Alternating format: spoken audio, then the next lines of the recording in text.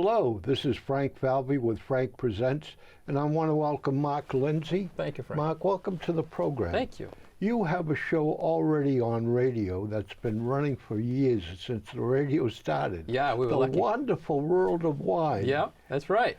We're having a lot of fun and appreciate the station for supporting us to put the word out about wine. And when is that program on? It's on Wednesdays at 10, 1 and 7, and again on Saturdays at 1. You know, I have a program called Frank's Music. Yeah, love and it. you inspired me. The wine show. The wine Yes. show. I did a whole program Yeah. on wine Yeah, music. you could do another one too. There's so many out there, so many wine songs. Oh, yeah, there it was are. great. And you're part of a family-owned business at Franklin Liquors, which Right. is on East Central Street. Correct, yeah. Family owned. My mom and dad bought it back in 1978. If people are familiar with Franklin, it's the old Jimmy's package store, which was penny candy and liquor on the other side. So a lot of people know it as the soda fountain and tobacco shop. But we bought it in 78, and we've moved to East Central Street in 86. Wow. Yeah, Wow. that building's no longer there, Frank. The old building. The yeah. old building is gone. Yeah. So it's a small, compact store. Yep. And obviously you have wine. Yep. Beer, wine, and liquor. Full liquor license. Yep. I at one time was interested in revolutionary Yep. wine and Madeira. Madeira, Yep. and went into your store. yeah, and yeah. you had two types, one for cooking and one for consumption. Right. We try to have a good selection. It's tough with the size of the store, but selection is key nowadays. Yeah.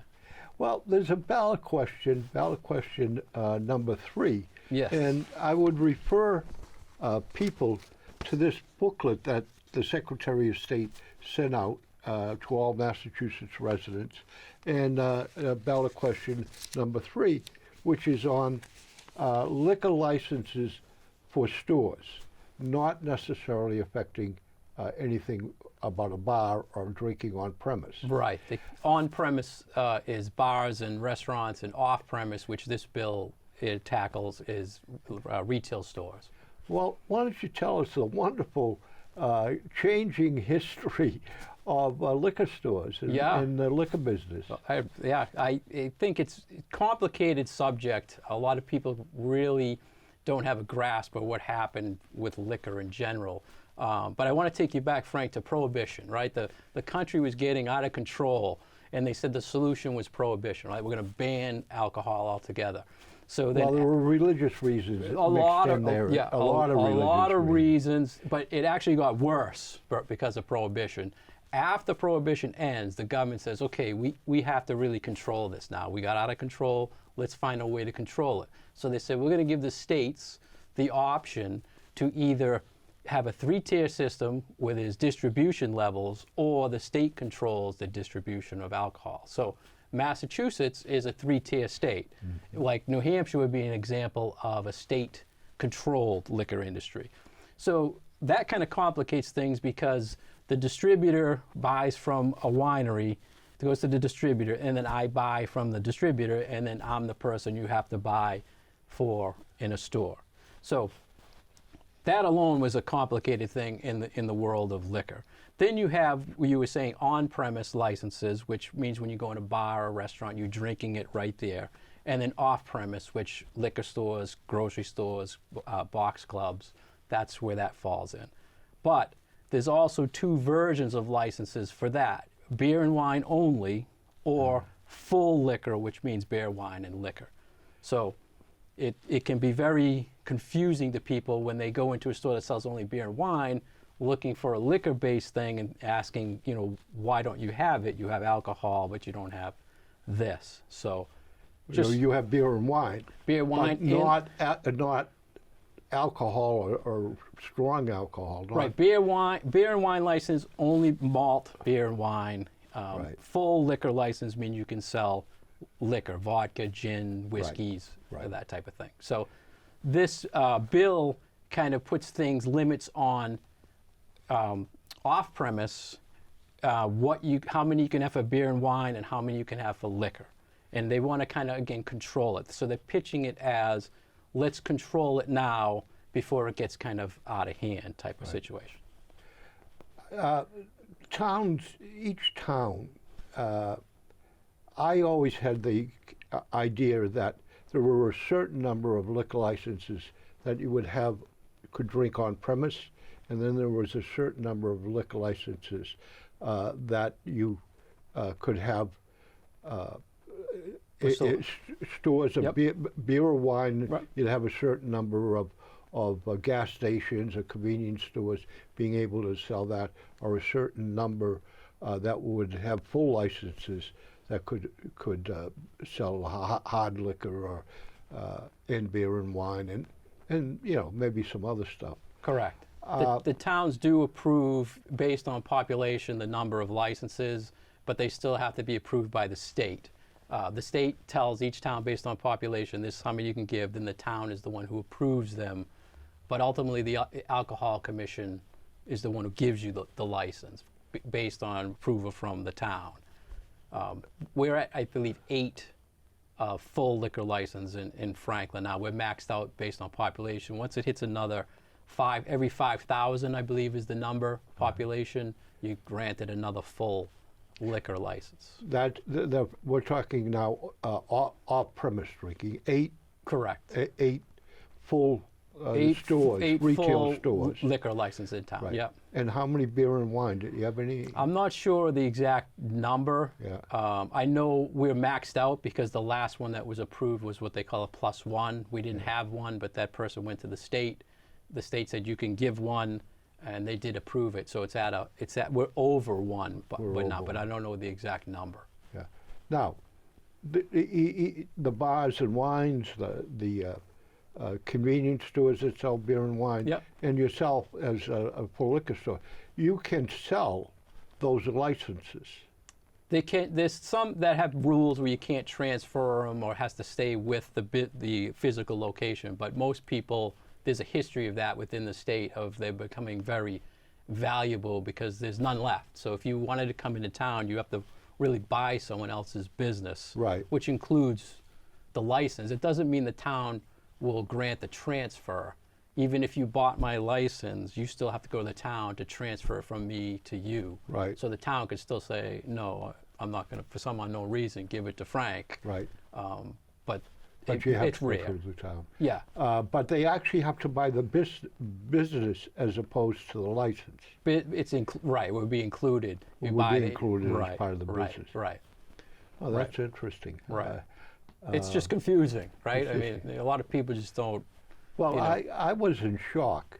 I grew up and lived near Doyle's, which is a famous bar on Washington Street in Jamaica Plain, an old political bar, goes back to Mayor Curley's days. Wow. And I believe they sold, I guess, the business and the license, although the business went out.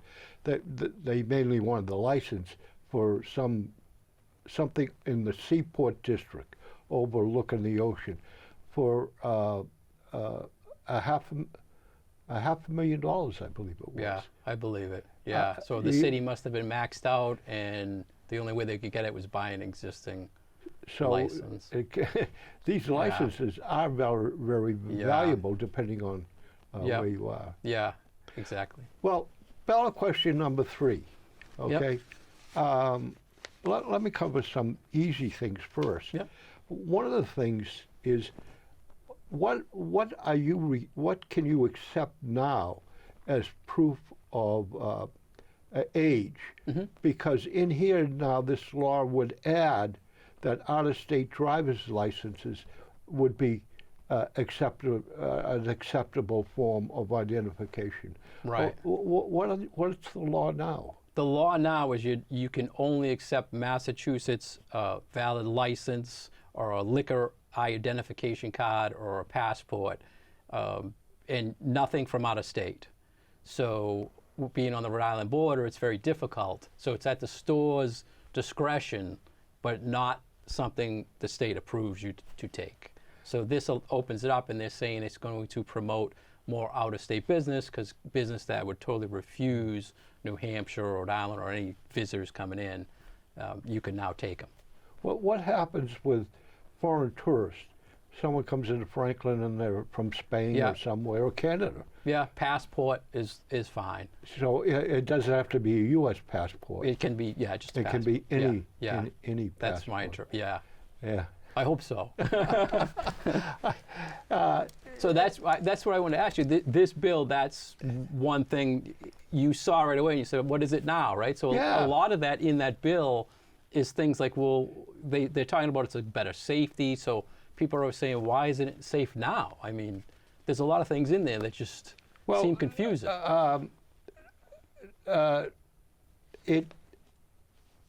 One of the things that I think when you apply to safety, that's I'm not sure the bill exactly touches, is that I was always upset when the local market on Pond Street put beer and wine in the store, or beer and wine became available in large grocery stores. Mm-hmm. Because then you have your kids. You bring your young kids into the store, right? Yeah. You're picking up groceries and stuff for them to have and food, and it's like almost saying, well, it's fine. Beer and wine is fine. No problem. You can go buy it. And we've always had, particularly in Franklin, a problem with alcohol consumption among teens. And so I've always been kind of not happy, but I don't think this law is particularly addressing any of those concerns. Well, you hit on a few things I love that we can talk about. First is the whole supermarket thing. Supermarkets couldn't even sell beer and wine until Right. 2006, I believe. There was a ballot question, and it came up to allow beer and wine in supermarkets or supermarkets, yeah.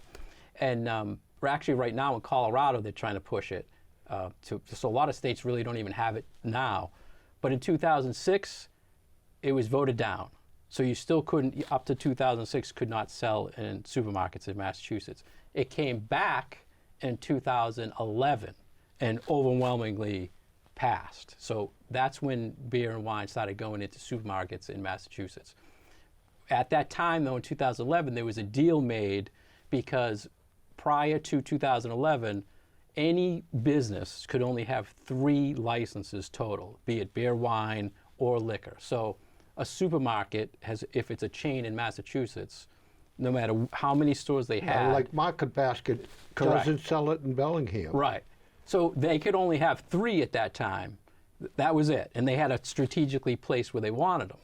But there was a lot of going back and forth. That's not enough. So in 2011, when they allowed it into supermarkets, it was kind of another deal made where over time we will grant more licenses. So it went from 3 to 5 to 7 to 9. So currently, and it built up over the years. So currently we're at 9. So any corporation, business, store can have 9 licenses in whatever format of beer, wine, or liquor. And that's one of the things that this bill is dealing with, is they want to raise it to 18 total licenses, but limit the total liquor ones to only 7. So they want to drop the total liquor from 9 to 7, but allow 18 total licenses so you can have more beer and wine. So the supermarkets should really like it because they're going from limit of 9 to 18 possible licenses. So brings me to my next point, which you mentioned, I'm glad, is exposure. When I was a kid, and we talked about the old Jimmy's store, Yeah. when I walked in that store, I saw candy. Yeah. I never saw alcohol. Right. Right? To your point, when kids are going in stores now, because it's in so many different types of stores, they have nothing but exposure to alcohol, because it's basically in every aisle, or there's signs and everything. So in my business, being a liquor store, you have the option. I don't want to go in there for whatever reason, or you don't want to expose your children, you don't go in the liquor store. But you have to go in the grocery stores. Right. So you have to you can't prevent really from seeing this stuff. So I don't know if safety-wise, one of the things is by limiting that, kind of controlling it would be an example of exposure if we don't let it go unlimited. So I'm kind of, that's my play on exposure. But every year, what you're saying is the state legislature gets more and more lenient toward the big chains and the people with a lot of monetary interest in selling a lot of liquor. Yeah, it's a powerful industry, and you have to look at it from, there's the supermarket industry, there's the convenience store industry, right? There's the wholesalers. So everybody has their own piece that they want things done. The wholesaler wants to sell to everybody, but if everybody's limited, they can't sell. The supermarkets want to bring everybody into their store. They want to have the selection of the beer and wine. And the convenience stores, which now don't really have much, want it as well. And during COVID, but there was going to be a bill where Cumberland Farms was proposing unlimited convenience store licenses based on if you sold food, which food was like chips or Slim Jims, you could get a license. And it would have passed, Frank. It would have come up to vote, but they couldn't get enough signatures because of COVID. So then in turn, they kind of worked this back in. So there's always things going on at the State House that relate to alcohol, and they kind of make a deal where we can put one bill together to try to make everybody happy. Which you can't do. But you can't, because if you read in this bill, the no's are basically supermarkets who want to say, let's put it everywhere. And they're not, one of the things that really ticked me off, right? I used to work in the baking industry, and the baking industry was its own worst enemy, because in a holiday week, right, they had to pay tremendous overtime to work that 5 days in the week, when they could have just stopped delivery to the stores in 1 day a week, right? But the thought of the competition being out there in UNOT was just overwhelming. Yeah. The liquor industry, right, and I think a terrible wisdom, decided, why don't we push, instead of on Sunday, opening the stores, I think it was 12 or 1 o'clock, let's open the stores at 10 o'clock. Yeah, that and changed. And I think this came from supermarkets. The supermarkets. Yeah, because they're open long because time. they're open all the time, right? Yeah. Now, what in the world is 2 hours or maybe 3 hours difference really going to make? Right. And you buying liquor. Yeah. I think there's some traditions, Sunday or whatever you want as your holy day or a day of rest, right? You can choose or to have. I don't think there was. I think that probably hurt the profits of people that opened 2 or 3 hours. I don't think that ever increased your profits, the industry profits. Right. Well, it just spaces things out, And before that, there was the blue laws where you couldn't sell anything on Sunday. People had to get everything on Saturdays and get ready for Sunday. But that's a great example of how the industry they keep adding things on and on and on to the laws and changing things, adapting things, even to the point of holidays where you can't sell. There was a time where Memorial Day, Thanksgiving, Christmas, you couldn't open certain days. Now I think the only day we have to not sell or close by the state is Thanksgiving and Christmas, and on Memorial you have to open up at noon. Those are the only three, and there's legislation to take away Thanksgiving because certain people don't celebrate holidays, they feel it's not fair, or they're open. So even that will be going away, Frank, at some point. It's sad. I think that's pushing the envelope too far. Yeah. I really do. Yeah. One of the interesting things, but first let me, gas stations, right?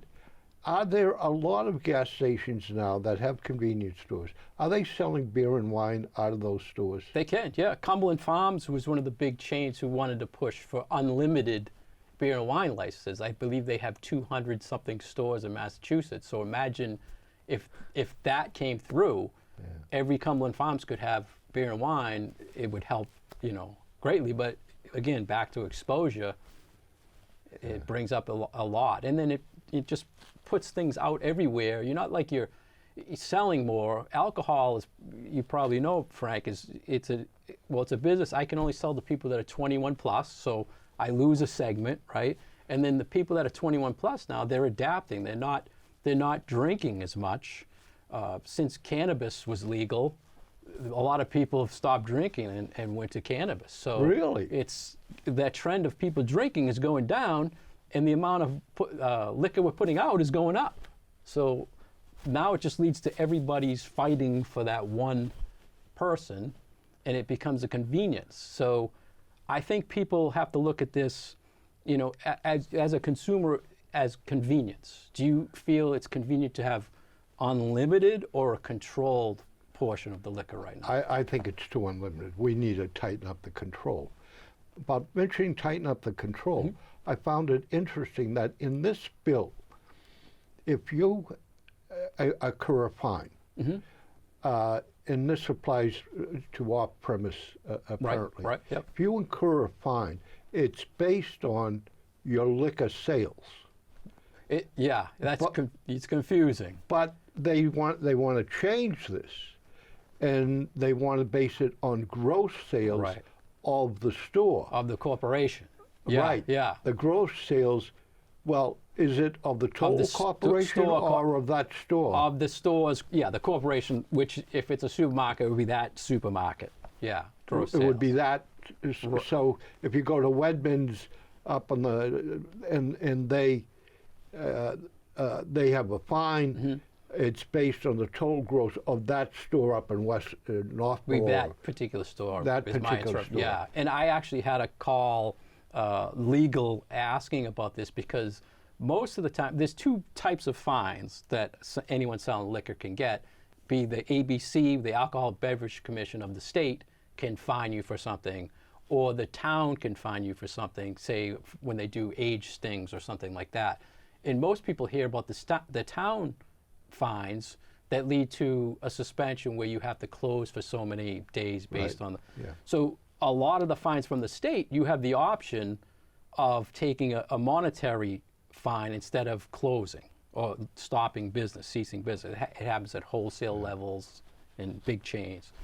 A lot of people go for the monetary version because that fee is very small to them versus losing a day of sale. Right. So now they're saying if you want to take that, we want to look at your total sales for that, which some of the big stores, you know, that's a huge loss. Instead of closing down your one little aisle for 3 days, you would take that fine. So it's gross. Do you have any idea how much of an increase in a fine that would be for a major?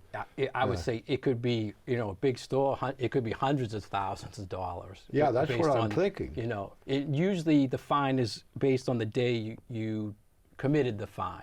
So if for instance, if they did a sting. Oh, it's not based on a year or something like that? It's based on the day. Well, if it's a set fine, they come up with a number now. But if it was a sting where something happened on a Friday, usually you'd have to serve it on that day, on a Friday. So closing the sale. Right. Right. And I would assume the gross sale would be on that day as well. Not on the year. I think it's just a particular day.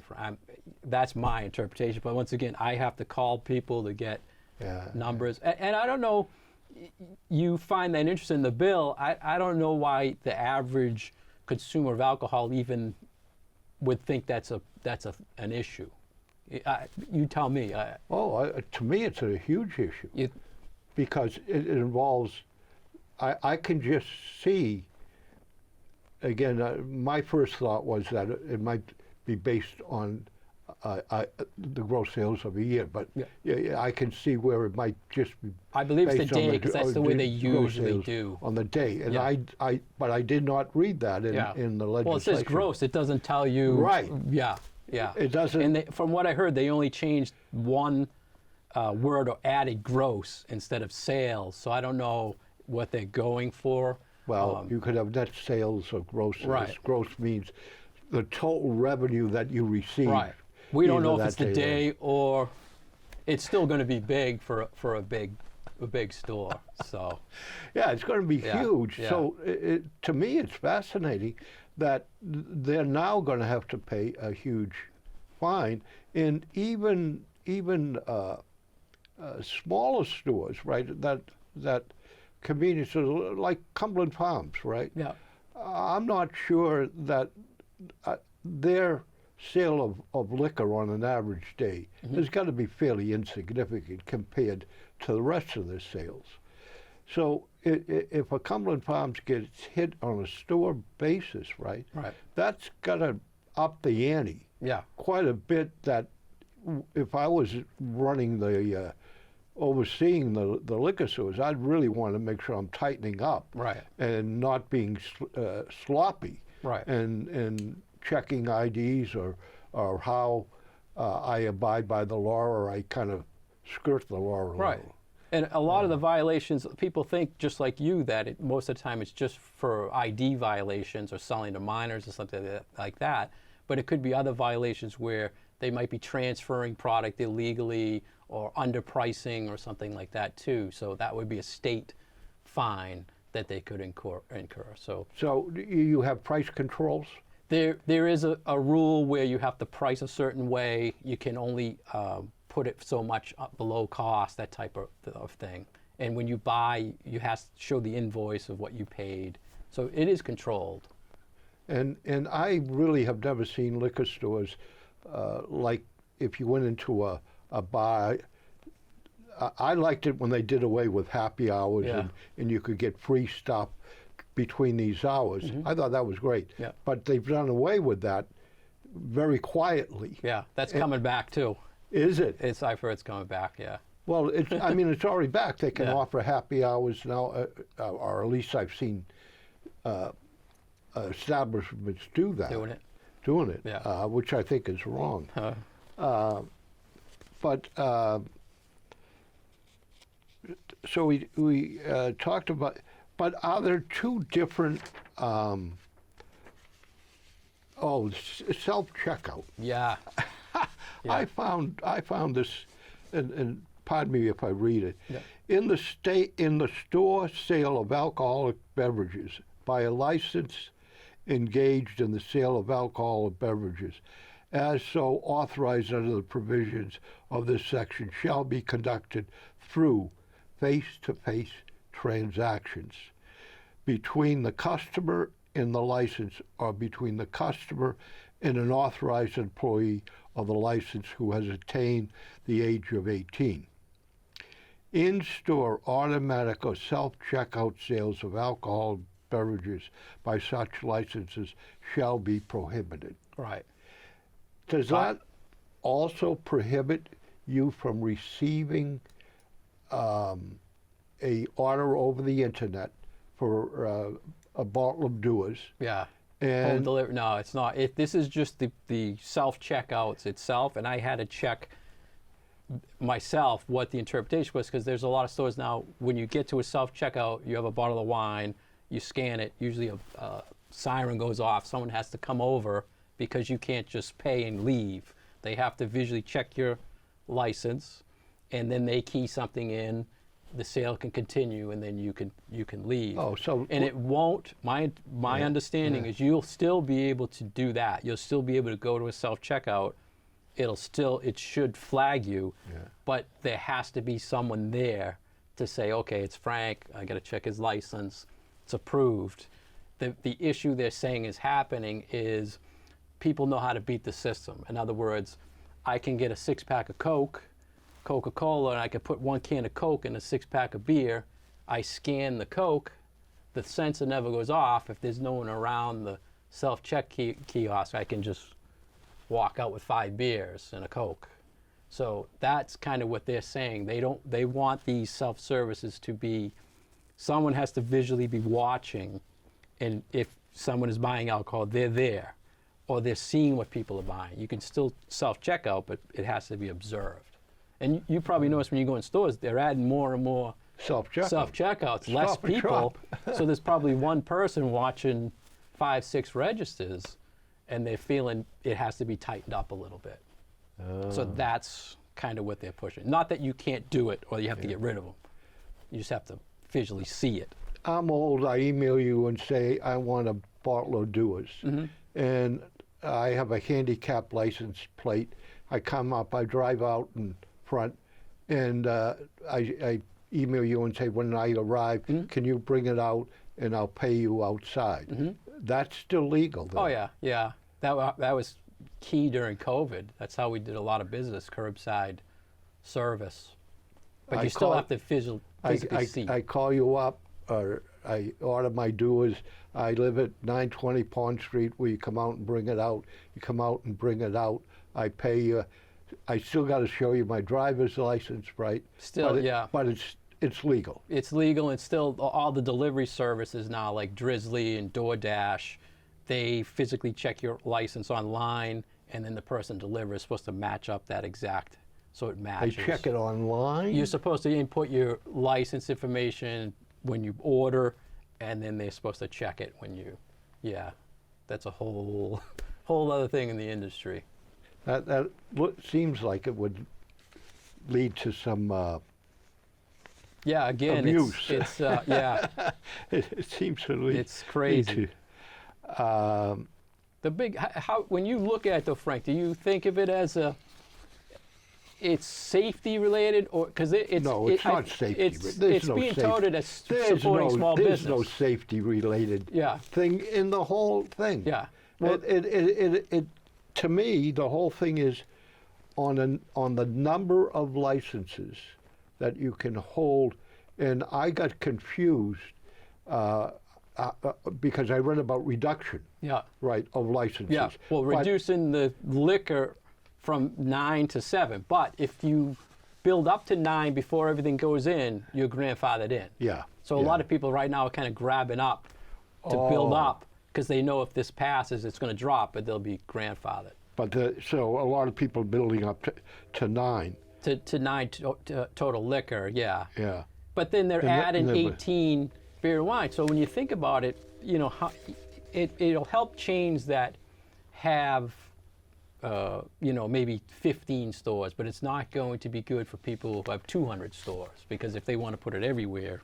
Yeah, but I'm still of the belief that the stores that are going to have more licenses, and they're going to go up to 18, but only what, 7 of them can be full liquor. Correct, yes. That is still increasing what I don't want to see. Yeah. Which is more alcohol. Just okay, this is just a normal substance you buy for the family. Maybe the adults and teenagers just drink it in the household. But it's increasing that visibility and acceptance.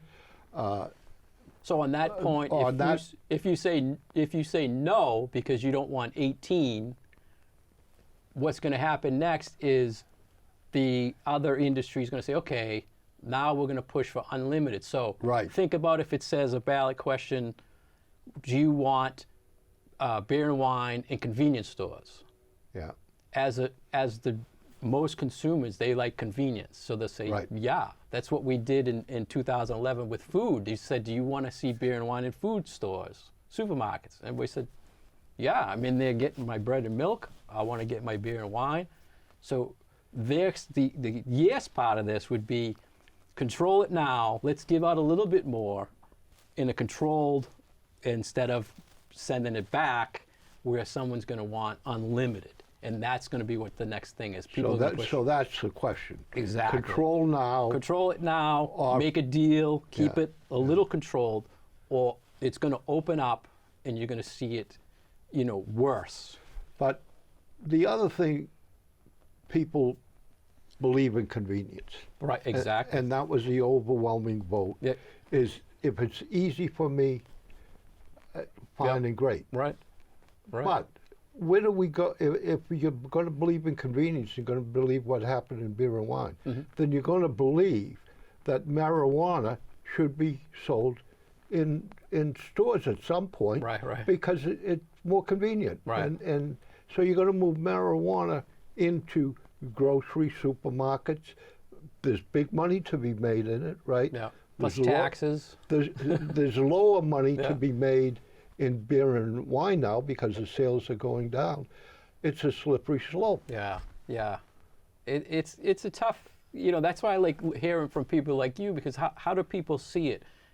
Do they see it that we want to control it, or do we want to see convenience? And it's a convenience world, but we're not gaining any more drinkers. We're putting out more exposure. So is it good based on that? Yeah. Or, I don't know, they're kind of pushing it also to say it's a small it's supporting small business. We're giving small business a chance, which, there's a side that likes that. I mean, obviously I'm biased, I'm in business, so. Yeah. But small business, right? Mm-hmm. Particularly when sales are going down, right? Yeah.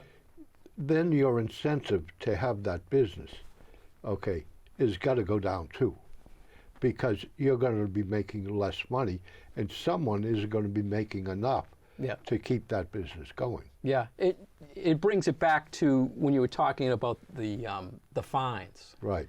If I get caught serving to a minor in my liquor store, and I serve a 3-day suspension, I have to close because all they sell is liquor. Yeah. When they were talking about the supermarket, if a supermarket wants to serve a 3-day suspension, they just close that one aisle, but they can still sell everything else. So I think when we get back to that, small business, if you're just liquor, you have no other alternative to sell. So that's why I think the fine, you take away the option of closing that aisle, and I imagine, does this take away that option? They'll have to look at what they do in sales in beer and wine. They might take the closing of they might take that option. The fine. But they might not, because it's still, who knows? They're going to have to look at their numbers, what they want to do. But you think the stores, big stores, still could just close the aisle? They could, right. And not take the fine. I think they could still serve the suspension, depending if it's a state violation or a town violation. The town can still tell them you have to serve. It's so complicated, Frank. It really is. I go back and forth, and we're adding this clip to the show that you have just been watching because of recent developments on ballot question number 3. And again with me is Mark Lenzi. Mark, can you bring us up to date on the ad that the Total Wine company is presently putting on the air on ballot question number 3? Yeah, Frank. So currently there's a vote no commercial that everyone is seeing. There's about a $2.5 million push for vote no. And if you look at the bottom of the screen, it's presented by Total Wine. If people are not familiar, Total Wine is a major liquor store chain which owns, I believe, 200-something stores in 25, 26 states in the United States. And people are asking, what's going on here? I'm seeing a small store. I'm saying small stores are going to, can't compete. They don't want this. Say no. And just be aware, it's making it look like a small stores don't want it, but the small stores actually do want it. And that's what we talked about previously, voting yes to support small stores. The retail association that represents you in the small stores really are advocating yes on ballot question number 3.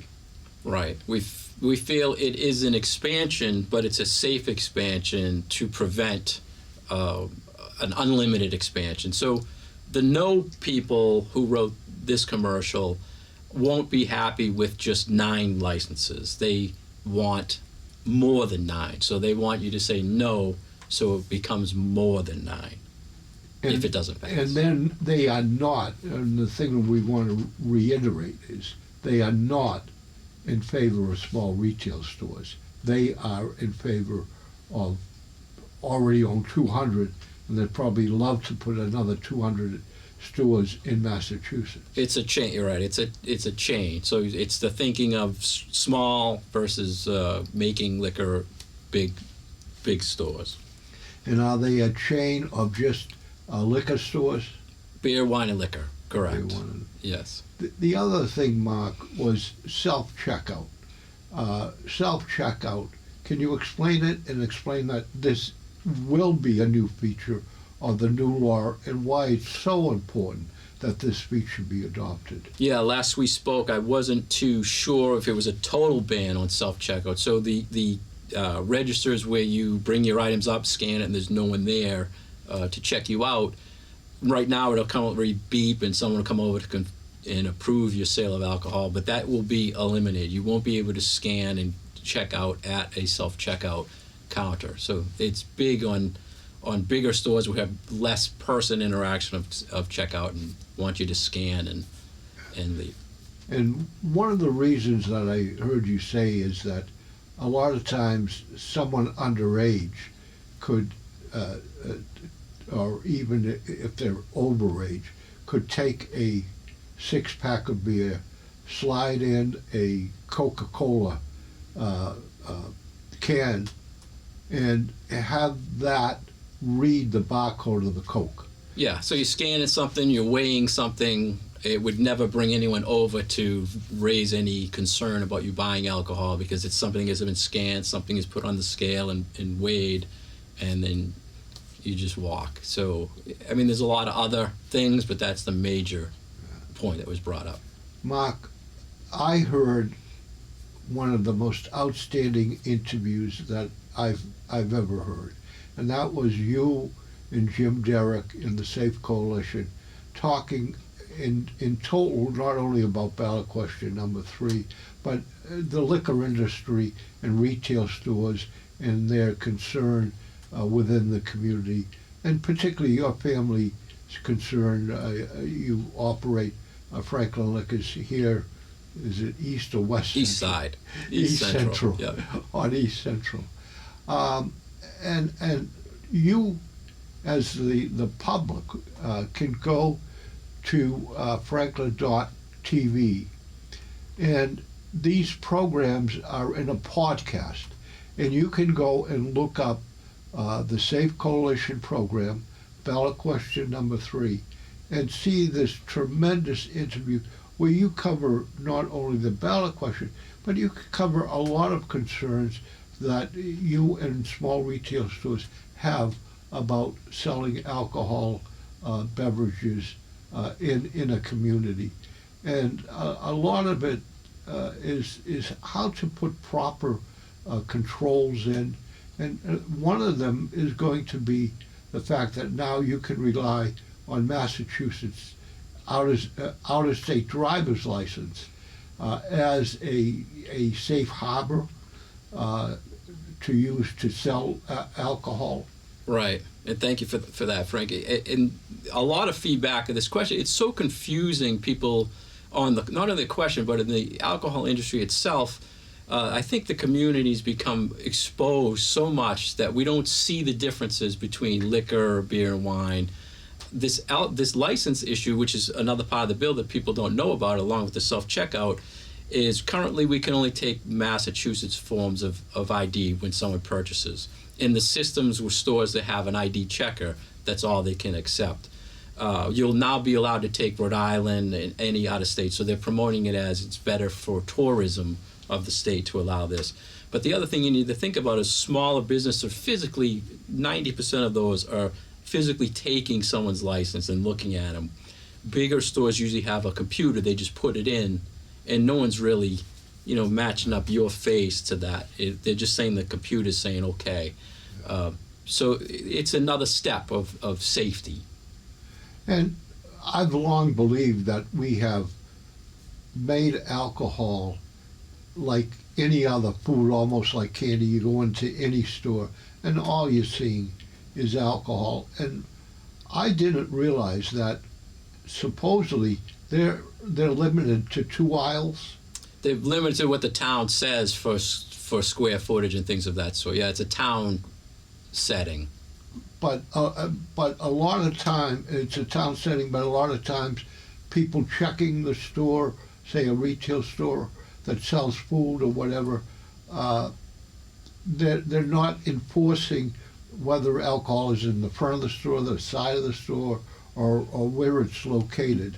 and whether it's in compliance. Yeah, with the town. I go back and forth with the town and the state on this. Their license is set to an address, which is a building, but the town sets them to, like you say, an aisle, and there's always dispute. Well, it's in the building, but it's not in the aisle.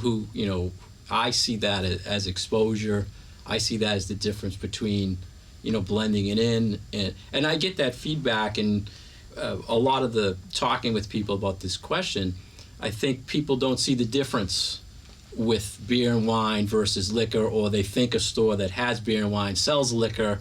The definition of liquor, there's such confusion within the community, and it's become acceptance, and I had you talked about the discussion with SAFE, and we looked at this as far as cigarettes. Remember years ago? Right. Cigarettes, we kind of hid those now, and stores that sold pharmacy, you couldn't sell cigarettes, but we don't have that rule with alcohol. So we brought up that whole issue, how can it be a pharmacy and sell alcohol, but a pharmacy and not sell cigarettes? So we're kind of bringing it all those issues up.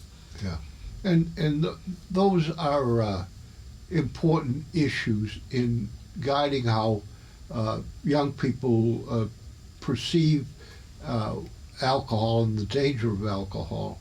And I'm always concerned that the future of cannabis is going to go down the same road, and someday it will be sold in chain stores. Yeah, it's become acceptable. Yeah. Yeah. And that this acceptability has led to the unintended consequences of affecting individuals' lives because they become addicted either to the alcohol or to the cannabis. Right.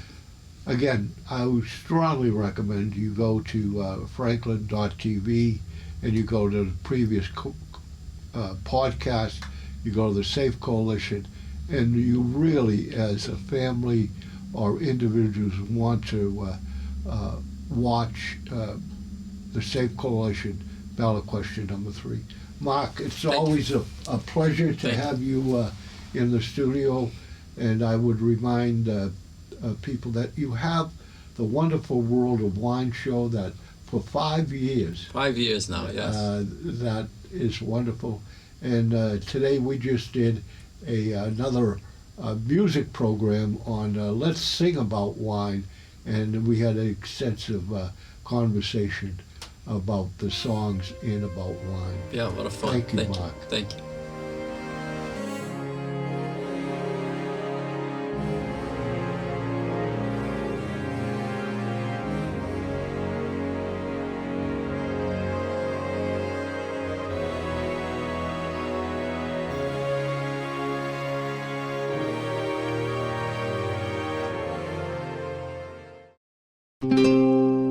This program was made possible by your Franklin friends and neighbors, good folks just like you.